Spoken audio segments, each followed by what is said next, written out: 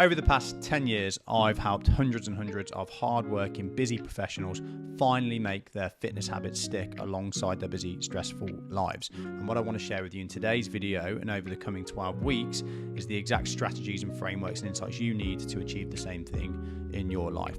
So my name's Mike Jones. I'm the founder of an award-winning consultancy called Better Happy, and I also used to be the owner of a functional fitness training facility. So in the combination of those two businesses, I've accumulated thousands and thousands of hours of coaching busy professionals and business owners to be the healthiest, happiest, highest performing versions of themselves.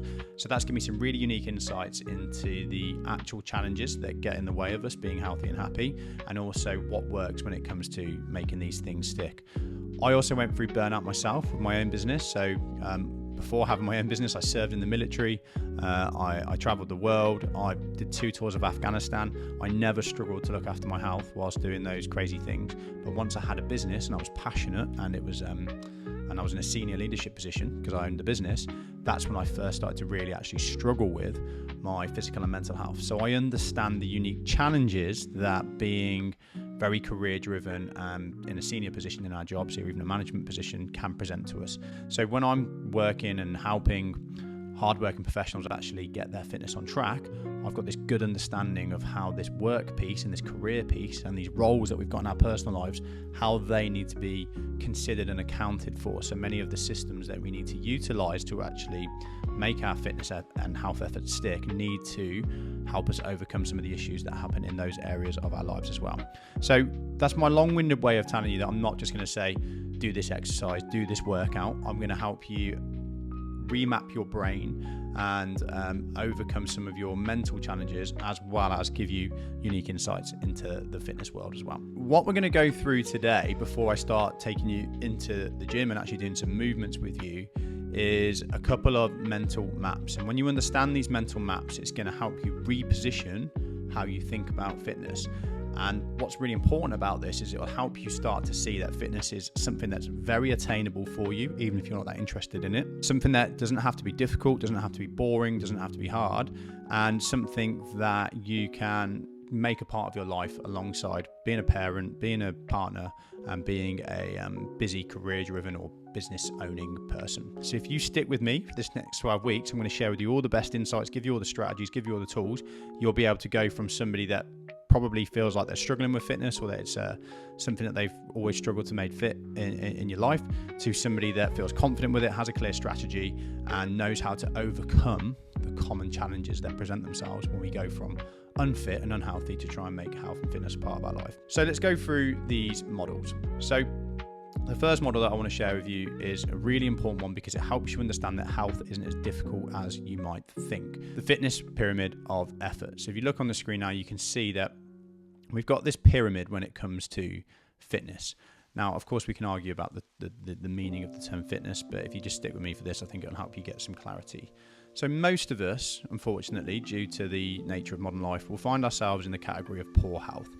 Okay, but what we want to move up to is up to good health. But the confusion comes when we decide that we want to be fitter and healthier, and instead of just aiming for good health, we decide we're going to aim for performance. So it's really common, and some of you will laugh when you hear this, to go from being totally unfit to signing up for a marathon, which really is quite ridiculous if we think about it. But that is us. That's a direct example of us going from poor health and trying to jump straight up to performance. Now, that might work, and it might give us some short-term gains and some short-term health improvements, but it's probably not sustainable. And I'm sure there are a few people that have gone from being sedentary to being, marathon enthusiasts, and it's completely transformed their life. But the reality is that a marathon is a performance level of fitness, and most of us aren't that interested in it for it to last and stand the test of time. So even if we do sign up to a marathon, the reality, and even if we do run it, the reality is we're probably going to not use that as a sustainable way of keeping fitness a part of our lives. So it's a bit like business. In business, people decide they want to get into business and they think they have to be Google. But the reality is that Google's a beast. It's one of the biggest businesses going, right? Like Apple and some of these other big household names. But you don't have to be Google to have a great business. You don't have to be Google to have a business anywhere near the size of Google to have a business that can completely transform your life and give you a good income and give you a great lifestyle. So the same is true with our fitness. So the reality is that most of us don't want or need to strive for the performance level of fitness. In fact, most of us, actually, all we really want is to be healthy, and we want to put the minimum amount of effort in possible to be healthy. So we need to break it down into categories. So poor health sits at the bottom, and poor health is where we go with the flow, and we tend to be sedentary because we might have a sedentary job. We kind of just take what life throws at us. So we're going to eat a lot of processed foods. We're not going to exercise. We're going to stress too much at work. And then when we do have our own spare time, we're probably just going to sit down and watch TV and go for our phones. The next level up then is good health. And this is the area that most people don't really know exists, and is revolutionary really, because what the good health area is an area where we can enjoy the benefits of being healthy and a basic level of fitness, but it doesn't take loads of effort. Okay, and really what we need to do to get moving to that good health zone is to fit in some basic healthy habits, which takes about 10 to 30 minutes of movement a day in regards to the fitness piece, and ideally try and get about 10k steps in a day. Now, I will caveat that because that takes you about an hour and a half if you're walking at the average pace, and straight away that implies that there's a large time issue when it comes to trying to be healthy. You don't have to do the 10,000 steps, although I'll do a separate video on why I think that's probably one of the best things you can do more walking. And 10,000 is a bit of an arbitrary number, but you should be doing steps ideally. But if you don't have the time to do the steps, which I would challenge, another thing that we can do is something that's more high intensity, which we can incorporate into our 30-minute training session. So that's good health, right? We don't need to be slamming ourselves in the gym. We just need to be doing 10 to 30 minutes around 3 to 5 times per week. Now, fitness is the next level up in my terminology. When we're talking about fitness, we're talking about fitness-specific training. Now, this is what most people think of as being the lowest level of being healthy. They think they're either unhealthy or they're in the fitness category. They don't understand that there's the health piece in the middle. Now, fitness requires us to go to the gym or to do some kind of fitness-specific training. Typically, it takes us about 60 minutes, and we should be doing that at least 4 times a week to kind of move into that fitness bracket. And then finally, you've got performance, and this is bodybuilders, powerlifters, sporting professionals, marathon runners, any kind of extreme sport, any kind of sport really. If we're training to a high level, and typically we're training at least 90 minutes, and we're doing that 5 times a week, then we're in that performance category. That takes a lot of time, takes a lot of commitment, and it's difficult to achieve. So what happens with a lot of people, and this is what I find out from the professionals that I work with, is that they find themselves in this poor health category, and they think, right, I need to sort my life out, and they start aiming for the performance or fitness category. And the reality is that's not actually what you want. You want to be healthy, right? But you're going on the internet, and the internet's convincing that you need to be fit, or you need to have a 6-pack, or you need to be able to run a marathon. So it's not actually what you want, and it takes a lot of effort. And when you've got something that takes a lot of effort and it's not truly what you want, it's never going to stand the test of time. So what happens is people go from unhealthy to trying to do some kind of fitness or performance regime. It's not what they want. It takes a lot of effort. They fall off the wagon. Then they end up telling themselves this narrative that they're just not meant to be fit. It's just not for them. What's the point in trying? So the revelation is that no, you can be healthy, and you don't need to do those things. You can be healthy with some good basic habits, some basic movement training. We're not going to go into nutrition today, but in regards to fitness, you only have to do some basic movement training, and ideally get your step count up a bit, and you can enjoy really good health. You don't need to be super fit. You just need to be healthy. So it's a lot less effort than you might think, much more attainable than we might think, and it can certainly be fit into our lives. And what happens is when we lower the standards, we reduce the amount of pressure that we're putting on our shoulders to make this stick. So most of us want to aim for good health, and what I'd say to you is that even if you are looking at that thinking, do you know what, I'm really driven and hard working, I'd rather aim for fitness, I'd say we'll aim for health, and then if you achieve fitness, great. What happens with most people is they aim for good health, and a lot of them do start slowly moving into that fitness category because they are building up confidence in themselves and getting over issues. So that's the health and fitness pyramid of effort. Now, what I've got underneath the video in the comments is a guide, and I'll just flash that up on the screen now, but in the guide I want you to, you can download it for free. I want you to think about realistically what you want. Why do you want to be fit? Why is it important to you? And then in the guide, I want you to put the arrow next to the corresponding area that is most appropriate. And that leads me on to my next point then, which is your why. So what's your why for fitness? So if we want to make anything stick in our lives, it takes effort. If I want to get healthier, I need to have a why, right? If I want to make my house nicer. I need to work on it. I need to have a reason for that. Maybe I want to sell it for more money. Maybe I want to just have a nicer house to live in. You know, I need to have a why, otherwise I'm not going to put the effort in. And fitness is no doubt an effort, right? It's a new thing that we want to incorporate into our lives. And even though we might be motivated by it in the short term, over time it's going to feel like effort. And if we haven't got a strong and compelling why, that effort's going to die off. Okay, we're going to get fed up. We're going to find any excuse to quit it. So when we start, or before we start, we really need to get clear on our why. And this gives us two benefits. It gives us a compelling reason to keep going, and if we've got somebody that we know, it gives them something to hold us accountable with. But what it also does is it helps us make sure that we're picking the appropriate path of fitness. So if my why for fitness is I want to run a marathon, then obviously I need to make sure that I'm doing marathon style training. If my why for fitness is that I want to be a competitive bodybuilder, then I'm going to need to follow a pathway where I'm eating a very strict diet, bulking for one part of the year, trimming down for the next part of the year, living a relatively boring lifestyle. But if my why is I want to live longer so that I can spend more time with my kids and see my grandkids, or my why is I want to be as fit as possible so that I can perform best in my job, or my why is I want to be pain-free so I can throw my kids in the air and run around the park with them, well, that's a very different pathway that I need to follow now versus the going to the gym 5 times a week, doing loads of weight training and eating the world's strictest diet. So getting your why is vitally important at the early stage. And if you use the free guide that I've attached to the video, then you can fill that in there so that you've got that at this early stage.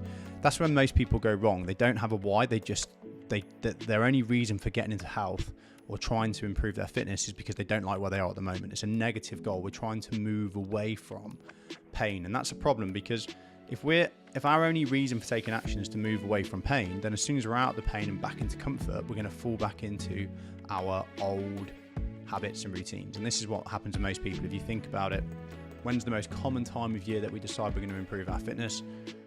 Christmas, at the end of Christmas, just before New Year, when we've eaten too much over Christmas, we've had time off to think, you know, we're feeling overweight, and we're like, right, okay, I'm going to get fit. And the problem is the only reason that we're deciding to get fit is because we're trying to move away from something, which is feeling fat and sluggish after Christmas. And that's not a compelling enough goal to keep us motivated for the year. So we've got to get clear on our why. And if we went even deeper with this, we could really get into visualizing ourselves when we are fit and when we are healthy. What does that version of us look like? What does that version of us feel like? What kind of things does that person achieve compared to the version of us now? The more excited we can make ourselves about the positive outcomes of being fit, the more likely we are to make it stick. Now, again, this presents some issues because a lot of us don't have a lot of self-belief. So we don't actually believe that we're going to be able to achieve that. And that's a big kind of barrier for us to making our health and fitness efforts stick, which is why it's really important at the beginning to try and get some accountability, to get clear on this. But another easy hack is to make the why about other people. So what I want you to do, and you can do this in the guide, is think about the areas of your life that are most important to you other than you. Because most of us are really crap at being sensibly selfish. We're not very good at thinking about ourselves, but we're very good at thinking about our family and thinking about our jobs and thinking about others. So I want you to think about the things and people in your life that are the most important to you. And then what I want you to do is think about, how will you being fitter positively affect those things? How will you being fitter negatively affect those things? So there was a study done with nurses in the UK. And these behavioural specialists were doing the work with these nurses, and no matter how much they provide them with routines and structures and strategies to get healthier, because a lot of nurses are terrible with their health, they couldn't make anything stick. So at the start, they were really motivated, and then they always dropped off the wagon. And then what they realised was that nurses, unsurprisingly, are very empathetic people. And what nurses care about most is providing a high level of care. So these behavioural specialists tried to start changing the way that they were positioning the health efforts. And they said, okay, well, if you care most about providing a high quality of care, how will you being healthier help you provide a higher level of care to your patients? How will you being unhealthy neglect your ability to provide a high level of care to your patients? And then after they started doing this, they started to get long-term changes with the nurses. So that kind of ties into human psychology. It shows us that we're very empathetic creatures generally, and that we care about others more than we do ourselves. So that's a really powerful way for you to actually start making your fitness stick and to override this part of you that justifies neglecting your fitness to try and do more better work or to try and do more stuff for the kids. When we link how our good fitness is going to positively impact those things and our bad fitness is going to negatively impact those things, that actually overrides that and reminds us to keep making our own fitness and our own health a priority in our lives. So you've got that in the guide, and I really want you to do that. So we've gone through two things. We've gone through the health pyramid, and we've realized that actually to be healthy doesn't require as much effort as we once thought. It's not as difficult as we thought, and it doesn't mean that we have to go to the gym 3, 4, 5 times a week and do really hard training. Now we've linked us being fit and us looking after our fitness to the most important things in our lives. So now we realize it's not as difficult as we once thought, and when we do it, it's going to positively impact the things that we care about most. So what I need you to understand next is what I call the 4 stages. And again, I know this from working with so many other busy professionals. So you've got these 4 stages that you go through on your health and fitness journey. And the problem is for most people is they get stuck at stage 1 or 2. So the first stage is a mindset remap. So the first stage is actually hacking your brain to prioritize and see the value in looking after your health and fitness. Now that sounds like a mental thing to say, but the reality is we're taught from a young age, especially in the UK, that looking after ourselves is selfish and that health and fitness is a low priority activity. And if you think about it, at school we do less than 2 hours of PE a week. So at school we're taught PE, physical activity, is low value, but all this other stuff, sitting behind desks and learning, is high value. And we're also given homework from an early age. So we're taught that it's right from a very young age to take your work home with you and spend time on that.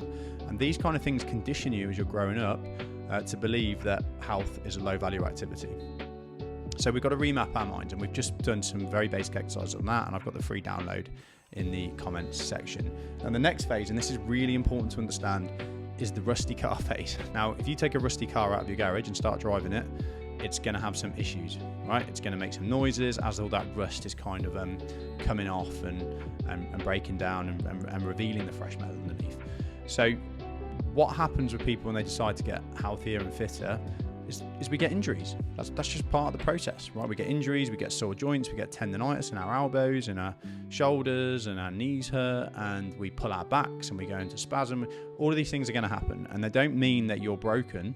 They mean that you're a normal human being and that you're brushing off some cobwebs. And the reality is, and this is a harsh reality, is that for many of us, you know, the older we are and the longer we've been not moving, and the more we've been sat on our asses, the longer that rusty phase can last. So it might be that it takes you 2 years, I'm sorry to tell you this, but it might be that it takes you 2 years to be completely pain-free in your training, and you might find that you're getting back spasms now and again, or that you thought you were there and then your back's flared up again. And the problem with the human brain is it's very strongly rooted in fear. So as soon as you get a back spasm or a painful joint, what your brain wants to do, because your brain wants to act as an overprotective mother and keep you safe, is it wants to convince you that that is a warning sign for you to drop your fitness efforts. And it's not helped in the UK, especially by our medical practice, which basically is everyone's worried about getting sued. So if you go to the doctor and you're like, oh, I don't feel well and my back's hurting from training, they're going to tell you to rest. They're going to tell you to stop training. So you've got this fear-driven part of your mind, and then you've got the medical system telling you that fitness is bad and that you should stop and that you should just go back to sitting down, which is crazy, right? Because we all know that when we don't exercise and when we don't move, it leads to pain in the long term, worse pain, and it reduces not only our productivity and happiness in the short term, but our longevity. It reduces our chances of living a long, healthy life. So for most people, they get to the rusty car phase, and they get some short-term gains, and then anywhere between 6 months and 18 months in, when things are hurting and we get the back spasms or whatever it might be, we use that as a reason for the fear-driven part, to justify that fear-driven part of our mind and to stop with our fitness efforts. So I want you to be aware of that, because it's going to happen when you start trying to get fitter. You're going to hurt, and I just want you to know now, I want you to remember this video when your back hurts or whatever happens. I want you to remember this bearded guy saying to you, this is normal, this is part of the process. It doesn't mean I'm broken, it means I need to carry on. Just a very short little monologue on backs. So it's very common for us to get painful backs, and the thing with our backs is that we have so much fear around them, and when our backs hurt, we tell ourselves this narrative that that's it, it's game over, you know, we're screwed, we're never going to be able to move again, we best just like lay off it. But the very worst thing that you can do for a bad back is not move it. When I had the gym, we had all sorts of ages, shapes and sizes coming in. We had bricklayers with discs that were prolapsed. We had all sorts of things where people had issues, and it's always the best thing is to move, is to actually keep moving that thing, not to just lay off. No matter how bad the thing is with your back, unless it's a disability or a severe condition, the best thing you can do for it is move it. So please don't fall into the trap of thinking that, if your back goes into spasm or your back's hurting or you've got a bit of a bulging disc, that means that you shouldn't be moving. The only thing that's going to make that back worse is by not strengthening your core and not moving. So that's my lecture on the rusty car phase. So it's very normal. You need to move through it. The next stage is the on a roll phase. So this is where you start to feel the benefits. You're relatively pain-free. Your energy's up. You feel good, and you're losing weight. Typically, if you're a person that's put weight on and you put a muscle on, and we love that phase. Everybody loves that phase. It's easy to be in that phase. We've kind of broke through the barrier. Why would we quit? So here you want to ride the wave and reap the rewards. But the problem is that phase comes to an end. And this is what people don't understand. And this is the other phase, and this is normally a few years in, where people struggle again. And you're going to come to the end of that phase where, because you're quite fit now, you're not getting the results that you used to. Your body's kind of plateauing, and you start to feel a bit bored, and then you start to kind of tell yourself it's not working for you anymore, and you get bored. And this is where we move into this really important stage called very consistency. And there's a couple of things we want to do here. And one is that we've got to make sure that we're mixing up what we're doing. And the other is that we're utilizing the fitness that we've got for life. So we're going and doing things that we enjoy. We're going and putting it to use. We're going walking. We're going on trekking holidays. We're going mountain biking with the kids. We go climbing. We try different things and we put that fitness to use. Because if we don't do that, it just starts feeling like a chore. Now, there are a few people that, just love fitness and it's a part of their lives and it's a hobby. For me, it is. But the reality is for most of us, it's not. It's something that we do because we need to, and we know we need to. So once you've kind of ridden the wave of that on a roll phase, you need to move into the very consistency phase. But we don't need to go into that too much today because most of us are nowhere near there. We need to get through the rusty car phase. So that's the 4 stages. Now, the next piece, the next model that I want to take you through is the 3 components. And stick with me on this because I've thought about this a lot. These are the 3 kind of things you really need to understand to start to get on top of your fitness. So you need to know that you don't have to be training in the gym 5 times a week. You need to have a strong and compelling why. You need to understand and appreciate that your back's probably going to hurt and your joints are going to hurt, and that's normal and that you're not broken. And then the next thing you need to understand is the basics of what is it? What does fitness mean? So we say we want to get fit. Okay, well, how do we do that? And there's really poor understanding and education around this. I just want to take you through what is the most top level, simple way to understand it. So there's 3 components that make you healthy in a really simplified model. One is your cardiorespiratory fitness, which is commonly known as CV, cardiovascular health, and that is the strength and health of your heart and your lungs. And the way that we improve this is by moving over distance or getting ourselves out of breath. Then we've got our strength. Okay, so people hear strength and they think, big muscles and bodybuilders and powerlifters.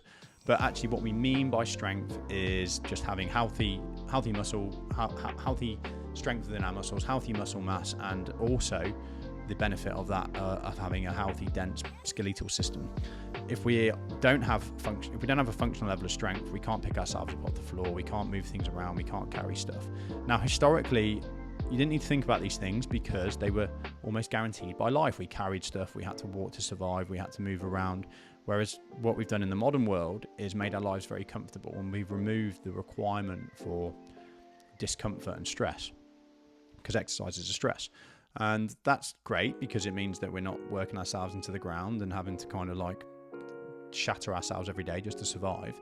But it also brings with it a new challenge, which is, there's this new reality now where we can actually get through daily life without using our bodies very much, and that creates challenges. So we need a functional level of strength, and we get that through weight training or body weight training. And then we need flexibility. So our flexibility is the range of motion that we have about our joints. And what having a healthy level of flexibility or mobility does is keeps our joints healthy, keeps our body healthy, and really it gives us a good healthy level of posture, and it prevents joint pain. So if our flexibility is really off, we are much more at risk of getting injured, and we're much more at risk of being in joint pain due to poor posture. So if we've got all 3 of those things, if we've got half decent cardiorespiratory health, we've got functional strength and a good level of flexibility, we are fit. If we are lacking in one of them, our physical fitness is not where it needs to be. So for example, you could have great cardiorespiratory fitness. You could have great strength but terrible flexibility. So a good example of this would be a lot of cyclists. Okay, so they've got good strength in their legs. They've got really good heart and lung health, but they've got really poor posture upper body. So, and maybe not great muscle mass upper body. Not that you need loads of muscle mass, but they might be lacking a basic level of strength. And that can lead to lots of shoulder pain and upper neck pain, upper back pain, maybe even lower back pain.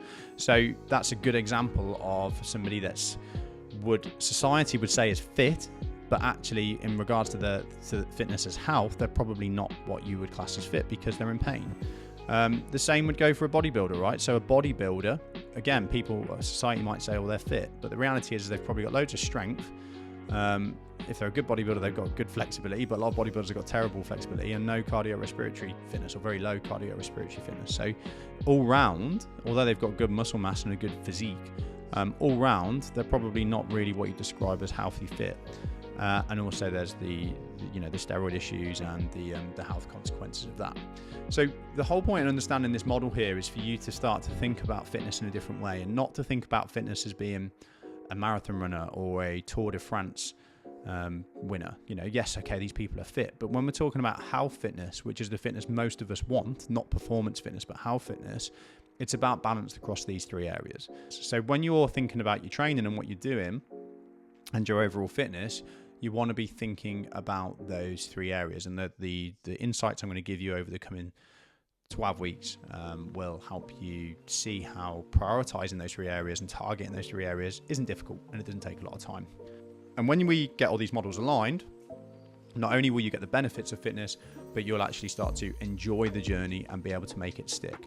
So these aren't just random models or things that I've made up because I like graphics. These are the things that I know from working with so many different busy professionals and business owners. These are things I know that you need to know to overcome the most common issues. So the next video in this series, I'm going to do at least one video a week. If you're finding this useful and you want more, please make sure that you subscribe and comment. That's going to encourage me to do even more than what we're doing already, but at least one video a week. But the next video in this series is going to be on movement, and we're going to start with movement, flexibility. We have to start with that, because if we're going out and trying to do loads of CV, like running or whatever it might be, or we're trying to even do strength training, but our flexibility is terrible and our movement is terrible, we're going to be in pain and we're just going to keep getting injured and injured and injured. Whereas if we get our mobility to a good basic standard, we're going to be unlikely to get injured, we're going to get rid of joint pain, and we're going to be able to get more out of our training because we've made our body able to do the things that it needs to do to perform. So the next video is going to go through the most important movement that you can do and that you can focus on to offset joint pain and to increase metabolism, increase strength and increase performance across the board with just one movement. So I'm going to be doing that in the next video. If that video is already out, I'll link it around here somewhere. So what I want you to do now is, if you found that useful, if you're still watching this, you have found it useful, it's obviously something that you want to prioritize. I want you to use the link below in the video to go and get that free guide, and I want you to work through that guide. And I don't want you to spend any longer than 20 minutes on it, and it'll make a copy of it to your Google Drive.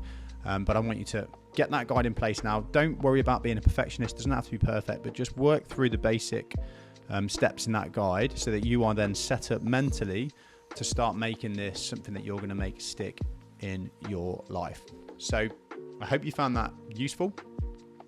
The most important thing in your life is you. And we're not hardwired to be selfish as humans. We're hardwired to want to help others and to support others, which is a good thing. But we can only do that when we are the healthiest and happiest versions of ourselves. And in order for us to be healthy and happy in the modern world, we've got to be sensibly selfish, because although modern life makes it easy for us to be healthy, it also makes it easy for us to be unhealthy. And that's a new thing, because historically, we had to be healthy to survive. We had to eat good food because that's all that was available to us. We had to move to find that food because that's how life works. So we had to be fit even without thinking about it. Modern life's very different. Modern life gives us this opportunity to not be healthy.